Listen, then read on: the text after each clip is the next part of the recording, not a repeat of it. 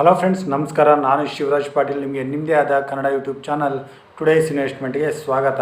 So ಇವತ್ತಿನ ದಿನ 9th September ಮಂಗಳವಾರ, ನಿಫ್ಟಿ ವೀಕ್ಲಿ ಎಕ್ಸ್ಪೈರಿ.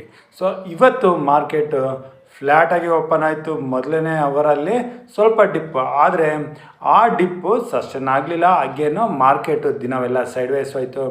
ಮೇನಾಗಿ ನಿಫ್ಟಿ ಓಪ್ನಿಂಗಿಂದ ದಿನದ ಕ್ಲೋಸಿಂಗ್ವರೆಗೆ ಓನ್ಲಿ 75 ಪಾಯಿಂಟ್ಸ್ ರೇಂಜಲ್ಲೇ ಟ್ರೇಡ್ ಆಯಿತು. ಬಿಟ್ವೀನ್ 24,814 ಹೈ ಮಾಡಿದ್ದು 24,891. ಸೊ 75 ಪಾಯಿಂಟ್ಸ್ ರೇಂಜಲ್ಲೇ ಆ ದಿನವೆಲ್ಲ ಕಳೀತು. ಸೊ ಈ ಕ್ಲೋಸಿಂಗಲ್ಲಿ ಟೋಟಲಾಗಿ ಇವತ್ತಿನ ದಿನ ಓನ್ಲಿ ಆಪ್ಷನ್ ರೈಟರ್ಸು ಯಾರು ಆಪ್ಷನ್ನ ಸೆಲ್ ಮಾಡಿರ್ತಾರೆ, ಸೊ ಅವ್ರಿಗೆ ಇಲ್ಲಿ ಪ್ರಾಫಿಟ್ ಆಗಿರುತ್ತೆ. ಆಪ್ಷನ್ ಬೈಯರ್ಸ್ಗೆ ಇಂಟ್ರಾಡೇನಲ್ಲಿ ಯಾವುದೇ ಪ್ರಾಫಿಟ್ಟು ಇವತ್ತಿನ ದಿನ ಕಾಣಲಿಲ್ಲ. ಸೊ ಇದು ಒಂದು expiry issue. So option buyers ಈ ಥರ ದಿನಗಳಲ್ಲಿ ಟ್ರೇಡ್ ಮಾಡ್ತಾ ಹೋದರೆ ಲಾಸ್ ಆಗೋ ಚಾನ್ಸಸ್ಸೇ ಹೆಚ್ಚಾಗಿರುತ್ತೆ. ನಾವು ಇವತ್ತಿನ ದಿನ ಬೈ ಪೊಸಿಷನ್ಸ್ನ ತೊಗೊಂಡಿದ್ವಿ, ಆದರೆ ನೆಕ್ಸ್ಟ್ ವೀಕ್ದು, ಹಾಗಾಗಿ ಇಲ್ಲಿ ನಮ್ಮದು ಓನ್ಲಿ ಪ್ರೀಮಿಯಂ ಡಿಕೆನಲ್ಲಿ ನಾವು ನಮ್ಮ ಪೊಸಿಷನ್ಸಿಂದ ಹೊರಗಡೆ ಬಂದ್ವಿ. ಇನ್ನು ಇವತ್ತಿನ ದಿನದ ಮಾರ್ಕೆಟು ಹೈಲೈಟು ಅಂತಂದರೆ, ನಿನ್ನೆ ದಿನ ಇಂಡಿಯನ್ ಮಾರ್ಕೆಟು ಕ್ಲೋಸ್ ಆದಮೇಲೆ ಇನ್ಫೋಸಿಸ್ಸು ಬೈಬ್ಯಾಕನ್ನ ಪ್ಲ್ಯಾನ್ ಮಾಡ್ತಾ ಇದೆ ಅಂತ ನ್ಯೂಸ್ ಬಂತು. ಅವರ ಬೋರ್ಡ್ ಮೀಟಿಂಗು 11th ಸೆಪ್ಟೆಂಬರ್ ಇದೆ, ನಾಳೆ ಬಿಟ್ಟು ನಾಡಿದ್ದು. ಸೊ ಅವತ್ತಿನ ದಿನ ಬೈಬ್ಯಾಕು ಪ್ರೈಸು ಇದೆಲ್ಲದ್ರ ಬಗ್ಗೆ ಡಿಸಿಷನ್ ತೊಗೋತಾರೆ ಅಂತ. ಸೊ ಅದಕ್ಕಾಗಿ US ಮಾರ್ಕೆಟ್ ಅವರ್ಸಲ್ಲೇ US ಇನ್ಫೋಸಿಸ್ ADR ನಡೀತದೆ. ಅಲ್ಲಿ ಆಲ್ರೆಡಿ 2 to 3% ಮೂಮೆಂಟಮ್ನ ತೋರಿಸ್ತಾ ಇತ್ತು. ಅದೇ ಇವತ್ತಿನ ದಿನ ಇಂಡಿಯನ್ ಮಾರ್ಕೆಟಲ್ಲಿ ಕೂಡ ಓಪ್ನಿಂಗಲ್ಲೇ ಇನ್ಫೋಸಿಸ್ಸು 3%ವರೆಗೆ ಗ್ಯಾಪಲ್ಲಿ ಓಪನ್ ಆಗಿತ್ತು. ಸೊ ಅದಕ್ಕಾಗಿ ಅದ್ರ ಜೊತೆಗೆ ಇತರ IT ಸ್ಟಾಕ್ಸಲ್ಲಿ ಕೂಡ ಇವತ್ತಿನ ದಿನ ನಾವು ರ್ಯಾಲಿನ ನೋಡಿದ್ವಿ. ಇವತ್ತಿನ ದಿನ ಓವರಾಲ್ ಆಗಿ IT ಸೆಕ್ಟರಲ್ಲೇ 3%ವರೆಗೆ ಮೂಮೆಂಟಮ್ ಬಂದಿತ್ತು. IT ಸೆಕ್ಟರ್ನ ಬಿಟ್ಟರೆ ಯಾವುದೇ ಸೆಕ್ಟರಲ್ಲಿ ಇವತ್ತಿನ ದಿನ ಹೆಚ್ಚಿನ ಮೂಮೆಂಟಮ್ ಇರಲಿಲ್ಲ. ಸೊ ಹಾಗಾಗಿ ಮಾರ್ಕೆಟು ಆಲ್ಮೋಸ್ಟ್ ದಿನವೆಲ್ಲ ಸೈಡ್ವೇಸಲ್ಲೇ ಟ್ರೇಡ್ ಆಗಿ ಕ್ಲೋಸಿಂಗ್ ಕಾಣ್ತು. ಸೊ ಇಲ್ಲಿಂದ ನಾಳೆ ಆದಮೇಲೆ ನಾಡಿದ್ದು ಗುರುವಾರದ ದಿನ ಇಂಡಿಯಾ ಇನ್ಫ್ಲೇಷನ್ ರೇಟ್ ಬರೋದಿದೆ. ಅದಾದಮೇಲೆ US ಇನ್ಫ್ಲೇಷನ್ ರೇಟು ಶುಕ್ರವಾರದ ದಿನ ಬರೋದಿದೆ.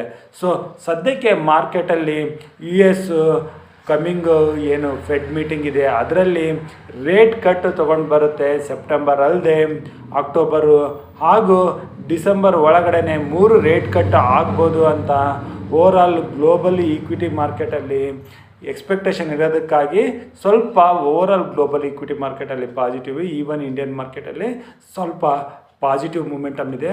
ಸದ್ಯಕ್ಕೆ ಇಂಡಿಯನ್ ಮಾರ್ಕೆಟ್ ತಾರೀಫು ಟ್ಯಾಕ್ಸು ಈ ಭಯದಿಂದ ಹೊರಗಡೆ ಬರ್ತಿರೋ ರೀತಿ ಕಾಣಿಸ್ತಿದೆ.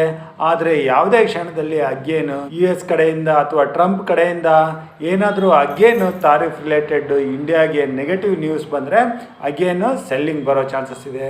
ಇಲ್ದಿದ್ರೆ ಈ ಮೂಮೆಂಟಮ್ಮು ಕಂಟಿನ್ಯೂ ಆಗೋ ಚಾನ್ಸಸ್ ಇರುತ್ತೆ.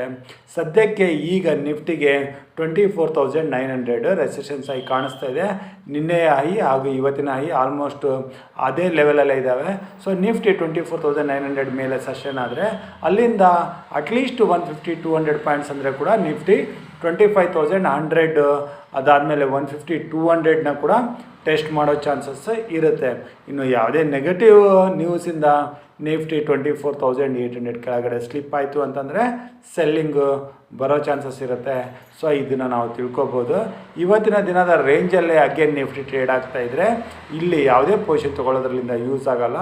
24,900 ಮೇಲೆ ಸೆಷನ್ ಆದರೆ ಲಾಂಗ್ ಸೈಡಲ್ಲಿ 24,800 ಕೆಳಗಡೆ ಪುಟ್ ಸೈಡಲ್ಲಿ ಪೊಸಿಷನ್ ತೊಗೊಳಕ್ಕೆ ನೋಡ್ಬೋದು. ಇನ್ನು ಇವತ್ತಿನ ದಿನ ಬ್ಯಾಂಕ್ ನಿಫ್ಟಿ ಕೂಡ ವೀಕ್ ಆಗಿತ್ತು.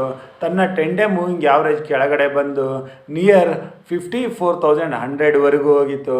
ಸೊ ಅದೇ ಲೆವೆಲಲ್ಲಿ ಸಪೋರ್ಟ್ ತೊಗೊಂಡು ಈಗ ರಿಕವರಿ ಸ್ವಲ್ಪ ತೋರಿಸಿ 24,228 ಹತ್ರ ಕ್ಲೋಸಿಂಗ್ನ ಕಂಡಿದೆ. ಸೊ ಅದರ 10 ಡೇ ಮೂವಿಂಗ್ ಆವ್ರೇಜ್ ಈಗ 24,250 ಹತ್ರ ಇದೆ.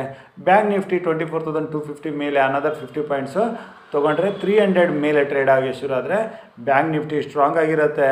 ಸೊ ಬ್ಯಾಂಕ್ ನಿಫ್ಟಿ ಜೊತೆಗೆ ನಿಫ್ಟಿ ಕೂಡ ಸ್ಟ್ರಾಂಗ್ ಆಗಿ ಹೋದರೆ ನಾವು ಸೆಲೆಕ್ಟ್ ಮಿಡ್ ಕ್ಯಾಪ್ ನಿಫ್ಟಿನಲ್ಲಿ ಹೆಚ್ಚಿನ ಮೂಮೆಂಟಮ್ಮು ನೋಡೋ ಚಾನ್ಸಸ್ ಇರುತ್ತೆ.